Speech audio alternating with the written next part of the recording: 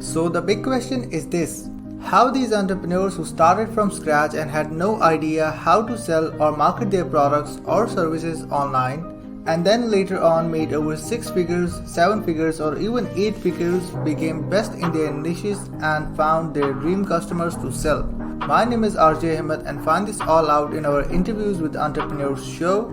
I interviewed these entrepreneurs and tried to pick their brain of how they actually did that and how they took their business as well as their life to the next level. This podcast is all about the entrepreneurs who strive so hard to become super awesome in their niches. Welcome to Interviews with Entrepreneurs.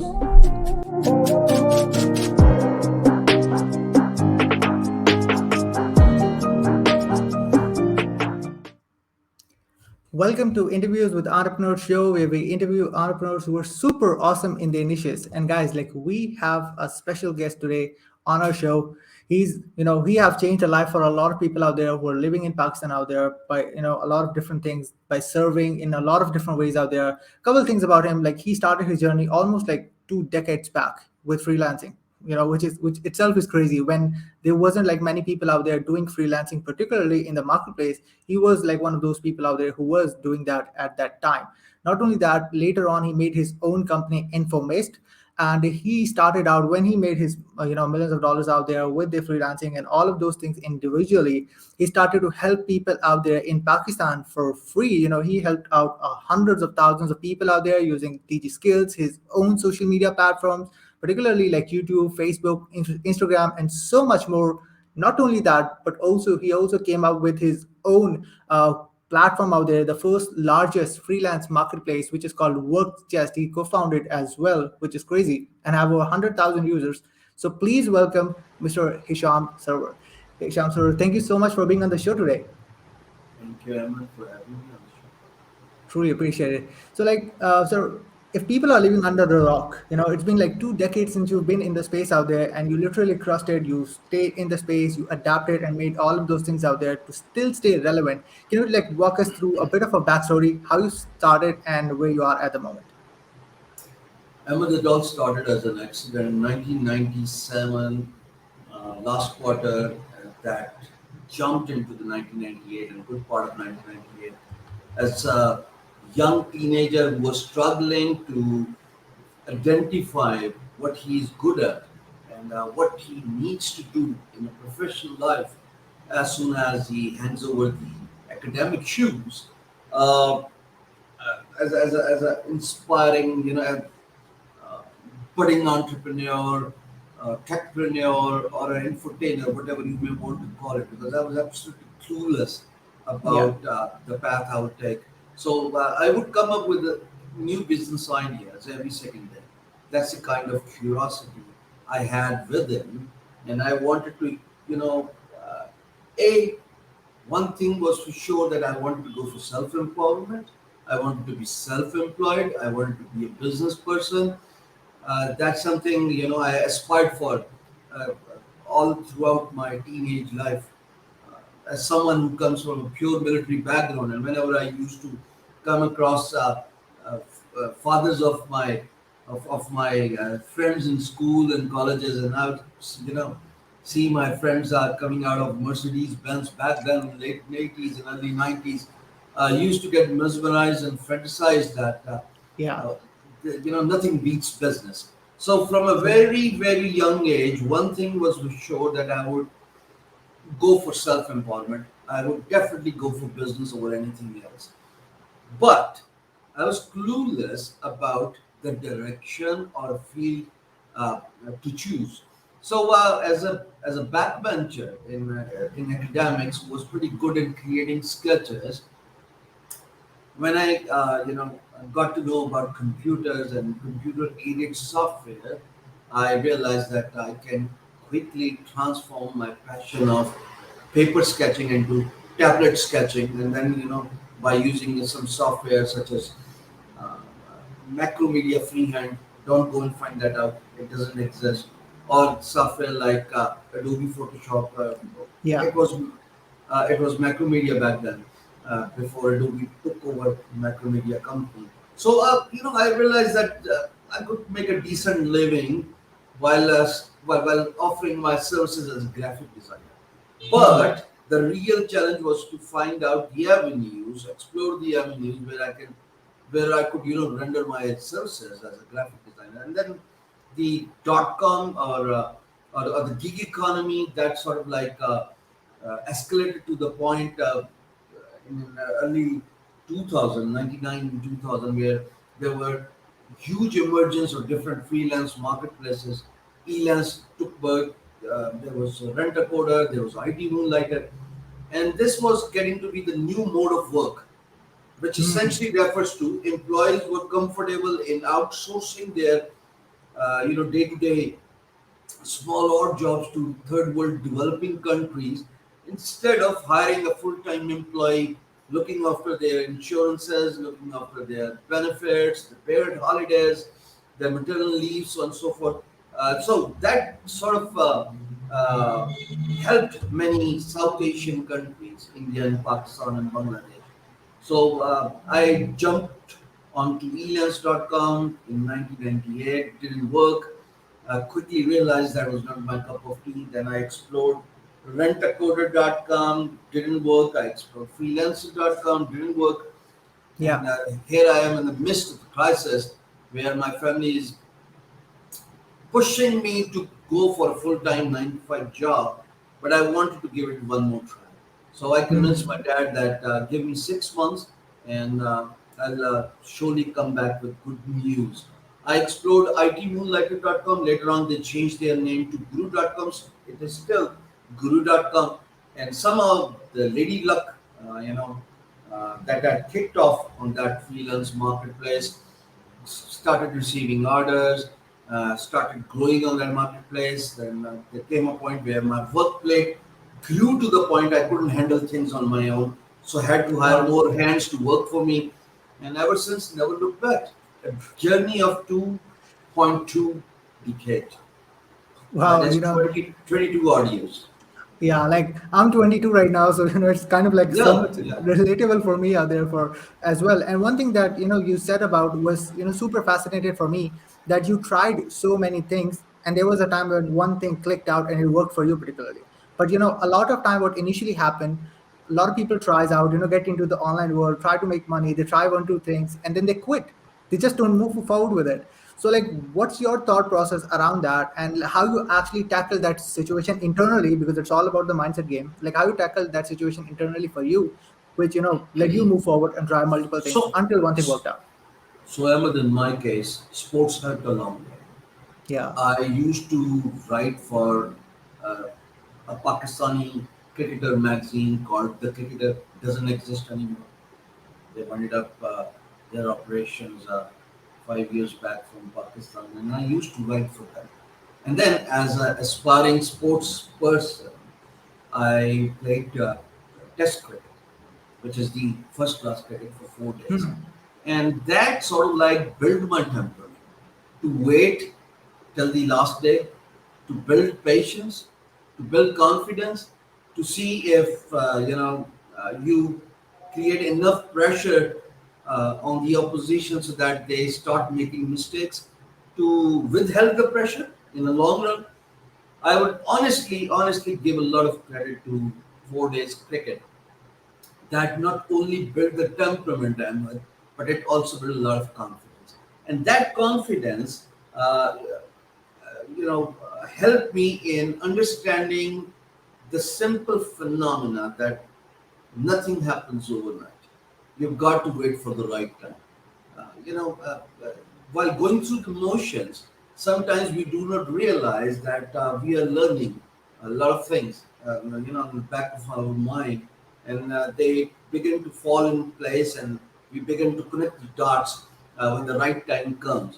Even though when nothing is happening, we sort of like give up and we feel that things are not going our way, the but the reality is it's a learning curve. You are learning new things every single day, provided you've got a drive to do that. And I was highly inspired from from different personalities in my field as well as in the professional field. So When I talk about my field, I was highly inspired by a couple of graphic designers from West as well as from Pakistan. Jamal Shah was one inspiration from Munal Khuda.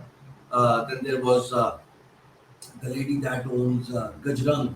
She used to do amazing work. Then on the international front, Eric Jordan, Shane Mikhail. I mean, these are the Yeah. guys who are pioneers of TooAdvance.com, which was one of the biggest design agency in Los Angeles and in US.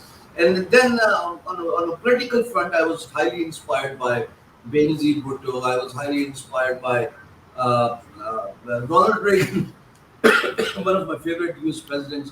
And I realized that when you are inspired by personalities, you want to become them. Uh, 100%. but there's certain attributes in everyone's personality that catches the corner of your eye, and you are attracted towards them for that particular quality. So, for example, when you talk about Pakistan, you talk about Benazir Bhutto. Uh, Interestingly, this is the first time I'm revealing in any interview that I was inspired by her fame, even though it was largely contributed to the nepotism being talked Yeah. about Zulfikar Ali Bhutto. But as a young kid growing up, I used to get mesmerized at how popular she is. Wherever she goes, there's a huge flock of people surrounding her. Same goes for Ronald Reagan, for that matter. Uh, US was in the midst of a Great Depression in 1981, and the way the guy steered US economy out of not only the Great Depression but put them on a road of recovery. Yeah. True. As a young guy, a young boy growing up, I used to get a lot of fascinated at that. This guy has got a leadership quality.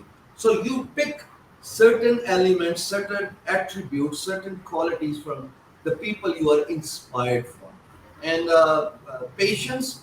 Uh, you know, jumbled up with the inspiration from different people helped me stay in this field. Otherwise, like many who give up when things do not go their way, only to find out that had they uh, you know uh, hang in there, things would have been relatively different. I like this quote of Jack Ma, where he says that today is difficult, tomorrow is even more difficult, but day after tomorrow is sunshine. Yeah. Many many people die tomorrow evening. 100%. Many people Yeah. die tomorrow evening, so they don't wait for day after tomorrow. Yeah. It requires a lot of consistency, it requires a lot of patience. Yeah. Temperament Like is all you need to build, and sports help you along. sports guys, you must have been seeing this out there as well. And one thing that I really like about the whole thing that you mentioned around, you have to have a strong why. And it could be anything. In your early childhood days, it was watching other people out there who were successful whatever they were doing. So there was a strong why around that, like why you really actually wanted to move forward and do that. So in the last, especially like when we talk about for you particularly, for the last 22 years, there are a lot of people out there who might have gone, who might stayed still now in the space. What was the common pattern of having that adaptation, particularly so that people was able to stay for long term? One attribute, money. Hmm. Yeah. Money helped us stay glued to the mission. If I look around all the people from yesteryears who were resilient enough to survive and go through the dust storms, bad days, rainy days, that one attribute is the financial gain. And in my case, I'll be over exaggerating if I don't talk about money because that was one decisive attribute. I wanted to uh, be self-employed. I wanted to empower myself, and geez, I did that. I was an internet Yeah. millionaire when I was 28 years old. And I'm talking of Wow. your stories. That's absolutely amazing. And yeah, like how you thought about one, this is something out there that I'm super curious about. We are a money motivated economy, particularly but in some sort of scenarios, in our country particularly, people are not that much money motivated.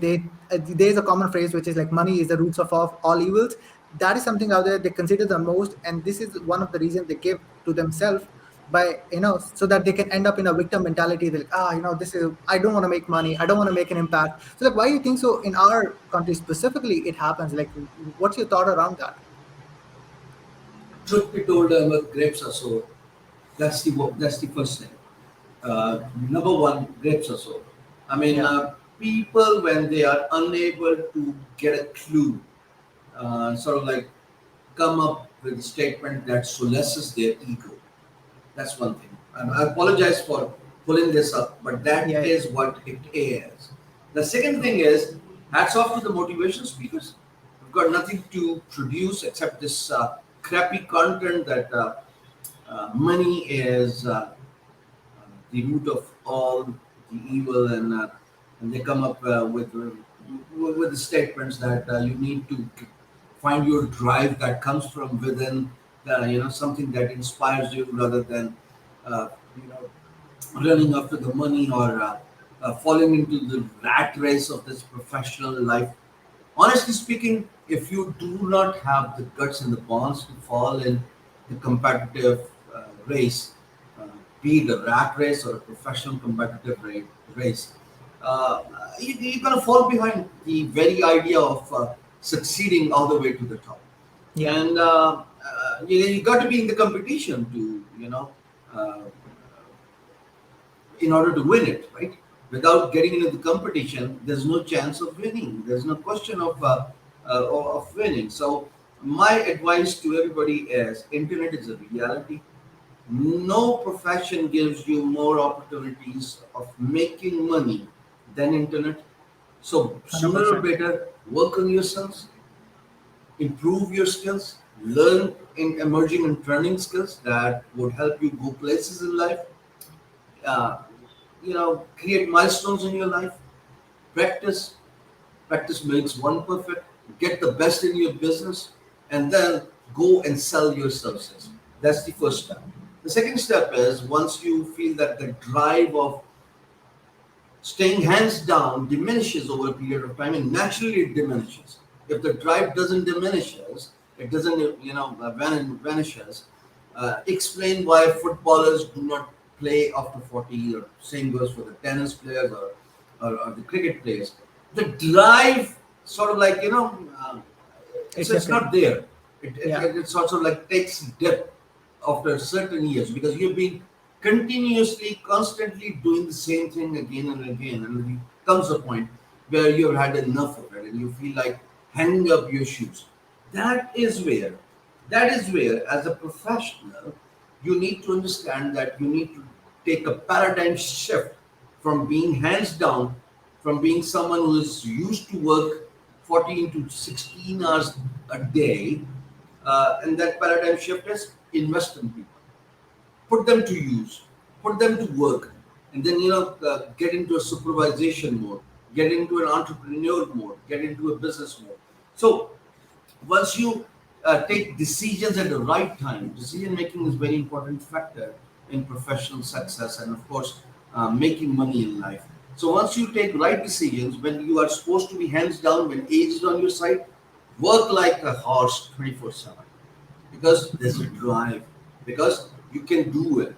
But when you feel like you've had enough of it, and you don't feel like being hands down, that is where you need to take a decision, make a paradigm shift in your work process, empower young people who have got energy, who you see your yesteryears in them, just like you used to work very hard a few years back.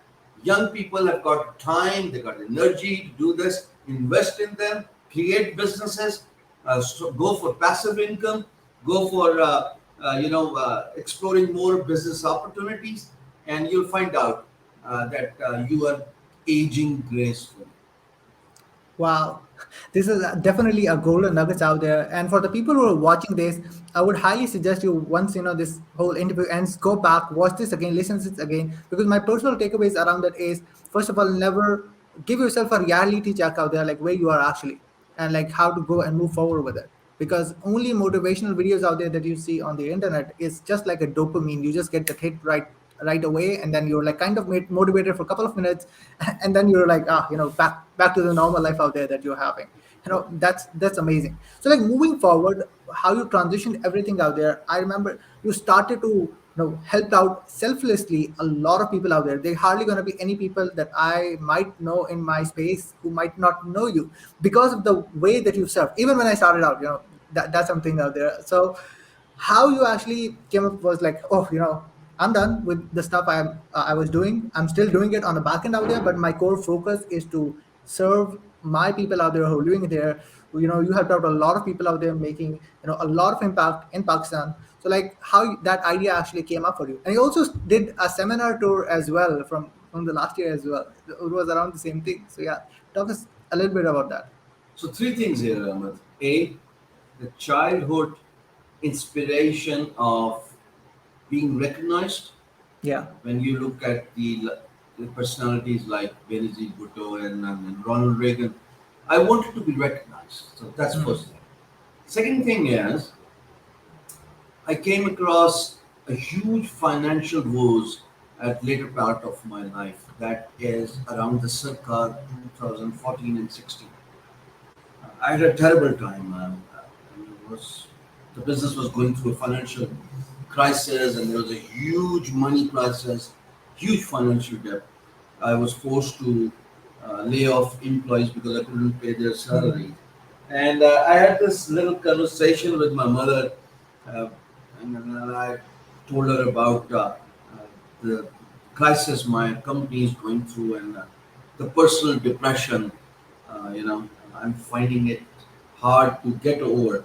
And she gave me an advice that has not only changed my life, Ahmed, but has also reshaped hundreds and thousands of Pakistanis' life. And that is, whatever you have learned over the years, pass on the knowledge. So I Yeah. started doing that using my live videos.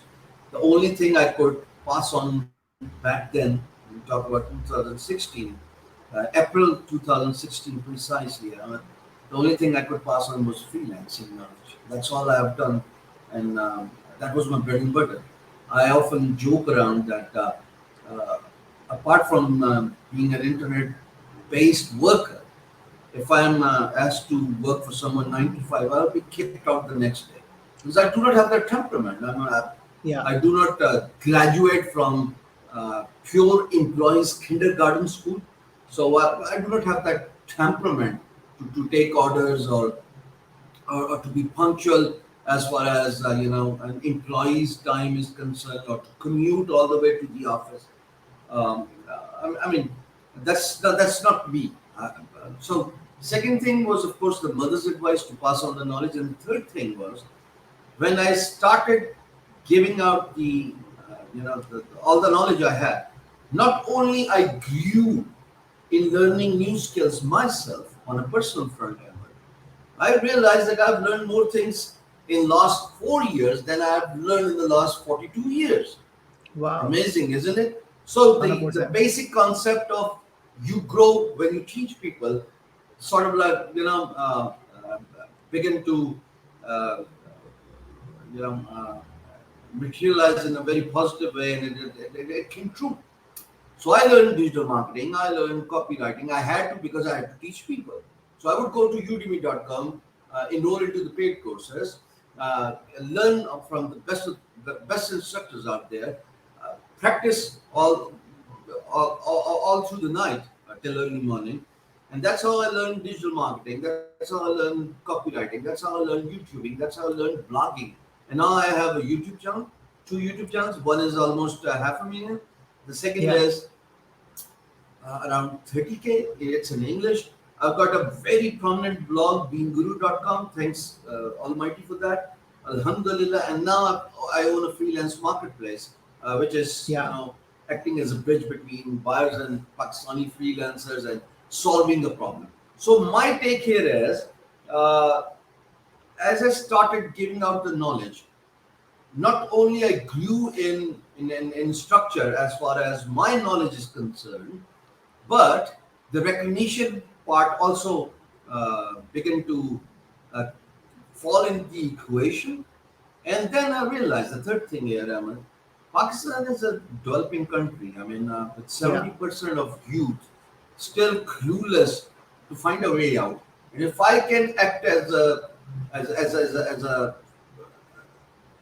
policeman who can show them the way and control the traffic, I'll be more than happy in playing my part as long as I'm alive and I'm doing that. And it's sort of like you said, acts as a dopamine. Uh, the testosterone hormone takes over the cortisol hormone. So pretty happy all the time as I'm helping people out. Yesterday and even today, if you go to Twitter, I'm trending. Go Yeah. and find out. I'm trending. Hisham Sarwar is trending, and people are finding out that who's this guy. And I don't have to clarify because a lot of followers are actually answering on my behalf and telling them that he's the teacher. Gives you a lot of happiness when you see comments that this guy taught us copywriting, this guy taught us business development, this guy is a YouTuber, he's a blogger, he's a freelance instructor. What else? I mean, the purpose of existence, if that is realized and you're able to do justice to that particular purpose, why are you here on planet Earth? Which is to help people out. I think if you find out the true purpose of your existence, that's it. What else? 100%. Yeah. Yeah. So true, and there's so many things out there that, kind of like resonated for me out there as well. And in a lot of things out there, most people just, sort of like don't understand. And the people who just do it, they just move forward and, get success, not only externally, but also internally as well, since internal piece also plays, a huge role. So one of the last things that I want to ask is, you recently, One comment, yeah, if yeah, you allow me and if I am able to add. I sure. think it should be in the law. Yeah, Honestly speaking, I 100%. think it should be in the law for the experienced persons to spend some time in giving back to the community. I don't know what kind of mechanism the government can come up with. Everybody who's over 45 years has got an experience, has got something to give back to the community, should work free and give back to the community. There has to be some sort of law. Yeah, yeah. Let's figure it out 100%. So you mentioned around that you co-founded Worldchest, which is like Pakistan's first and largest freelance marketplace. So you've already worked out in a lot of like pretty well-known marketplaces out there. How there was the idea came along, like, okay, I'm gonna go and create Worldchest, helping out a lot of people out there, and it already had over 100,000 users, which is amazing. So like, how the idea actually came up for you? 130K. So Oh wow. again, two things, Ahmed. The first being, uh, I realize that a lot of Pakistanis are struggling as the freelancing buzzword is getting popular in the country. The kids here are struggling to get approved on Upwork.com, Hmm. and the competition on Fiverr has just got a little too tougher. And the second thing is, I needed to create a local ecosystem primarily on the lines of Alibaba or AliExpress, where Yeah. local buyers and sellers can collaborate. Freelancers who are making decent enough money for a discussion, say 50,000 a year, what is that? 4K a month, which is pretty decent, right? That is Yep. 8 lakh rupees. Uh, Given the current horrifying Dollar conversion. dollar to rupee conversion, that is over 200 rupees. Pretty horrifying to say the least. So these freelancers, once their workplate overgrows, they usually end up outsourcing their work to other freelancers, the small fishes, right? And right now in the country, we do not have a system. So what they do is they get projects from LinkedIn, they get projects from Guru.com, they get projects from Fiverr or Upwork.com. But when it comes to outsource the projects to other freelancers, so that their workload can be balanced, there's no system in the country. And I realized the importance of having our Made in Pakistan freelance marketplace, where we grow to the point uh, that not only we are able to empower the newbies, uh, but at the same time, we are able to catch the corner of international employers who realize that Pakistanis are a benchmark when it comes to freelance work. They Yeah. provide equal and good quality uh, at a very competitive price. They are someone who can be, you know, uh, banked upon, who could be trusted for meeting deadlines and timelines. Because remember, majority of the clients or employers in the case of freelance marketplaces, there's a good chance, Ahmed, that they are also someone's freelance, Exactly. outsourced employee. So that's how the whole gig economy works.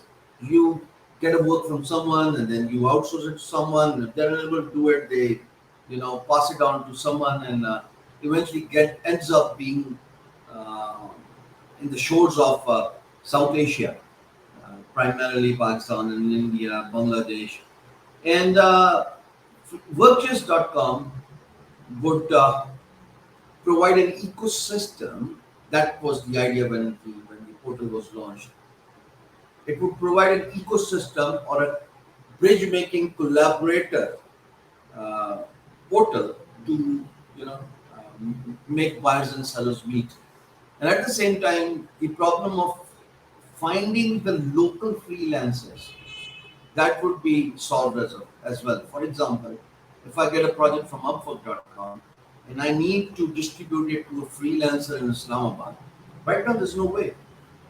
Yeah. And that's where Workchest comes into equation. Hopefully, and inshallah, will Inshallah. become one of the biggest ecosystem of Pakistan, primarily Yep. on the lines of Alibaba from China. Wow, that's amazing, and I really wish you best of luck out there with that venture that you came up, and helping out a lot of people out there in that major problem that you actually found. And I actually don't want to take a lot of your time out there particularly, but where can people be the part of your world? If people were completely alienated, where can be the people can be the part of your world, where they can follow you and be the part of your world initially? I'm all over the place. I mean, Yeah. you go to Twitter, you'll find me. You go to Facebook, just search Hisham Sarwar.